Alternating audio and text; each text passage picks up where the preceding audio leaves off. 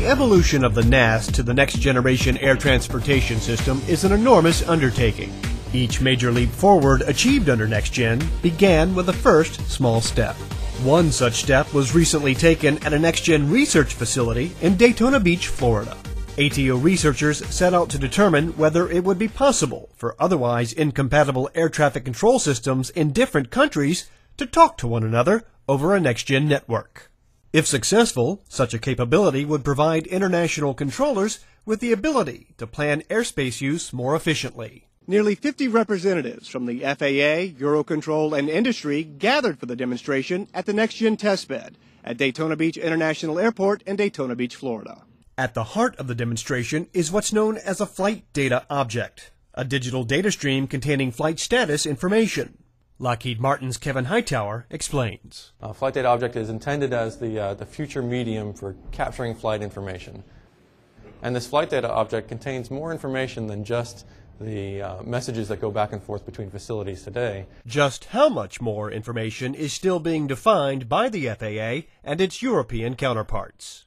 The goal of the demonstration was to create a flight data object for a Miami flight bound for Madrid, Spain, and share that information between the American en route ERAM and Oceanic ATOP systems, as well as NAV Portugal's ATOP equivalent SATL, also known as Sistema Atlántico. In order to get the three systems to share the information contained in the flight data object, researchers linked them together using a network called System-Wide Information Management, also known as SWIM. In the future, SWIM will serve to link all NextGen information systems throughout the NAS.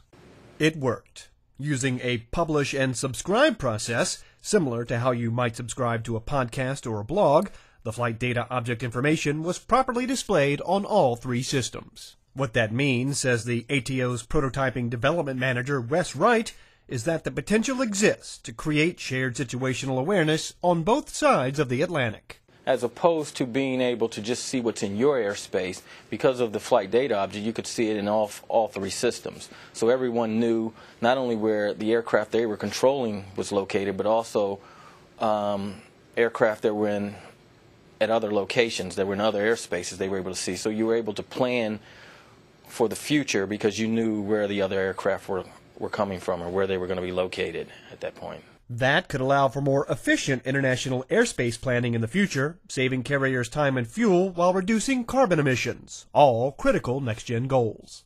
Demonstrations such as this, says Dr. Michael Romanowski, director of the Office of NextGen Integration and Implementation, are critical because they help make NextGen concepts tangible. We can talk for days about what the capabilities of a NextGen capability may be, what that would bring. We write documents about that. We publish the NextGen implementation plan. But in the course of a morning, going through a demonstration, we see it firsthand and we can grab a hold of it, and it makes it much more real to people. So it really makes it clear for folks that the now I get it moment occurs, and they say, I can see now why we need to do this and what it can bring. So, what's next for the flight data object? For starters, says Wright, further research and work to define what sort of information should be included. And another demonstration in the fall that may be expanded to include weather information. From the NextGen testbed in Daytona Beach, Florida, I'm Bill Gordon for Focus FAA.